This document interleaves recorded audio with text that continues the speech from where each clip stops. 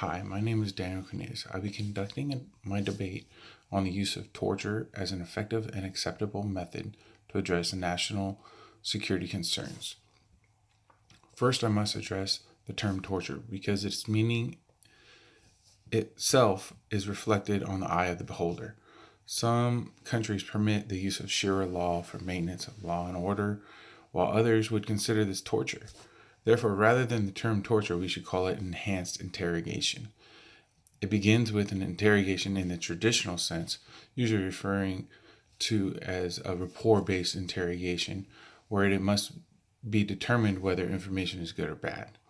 This type of interrogation progresses to an enhanced interrogation only when there is reliable information that a person has vital intel regarding a specific situation. For example, the prisoners at Gitmo, who were known terrorists or to have terrorist connections and ties. These prisoners were identified and received interrogation based on the intel, the information that they could provide.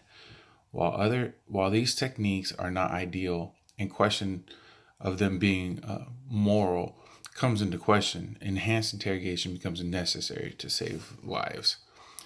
The scenario to look at is the ticking time bomb one. An evil terrorist is withholding critical information regarding an immediate attack, and in order to save lives, enhanced interrogation must be used to gain necessary details to save those lives. The bigger picture is, do we allow one person to cause the death or injure of thousands? One could put this into a kidnapping case where the person could rely on the location of the victim. What if the victim was your relative? A former CIA spokesman from 1997 to 2004 regarding the Osama bin Laden case stated that two detainees at Gitmo who were subject to enhanced interrogation provided the vital information and reliable information that was used to capture Osama bin Laden. These prisoners had for 2 years been interrogated using standard methods, and only after the enhanced interrogation did the prisoners offer the vital information that led to his capture. These were all done under the threat of a second possible attack to the United States. The United States at the time had a handful of people that we knew who were responsible for the first attack, and that they had the knowledge to provide information regarding methods used on the first attack and ways to help to prevent future attacks. The theory that prisoners will just provide misinformation to stop interrogation is true. But with trained professionals in interrogation, they are capable of validating and determining the information provided needs to be accepted as true or real. This is a better method of interrogation than just using drones to kill suspected terrorists and those around them. That method tends to have many innocent people around them become collateral damage.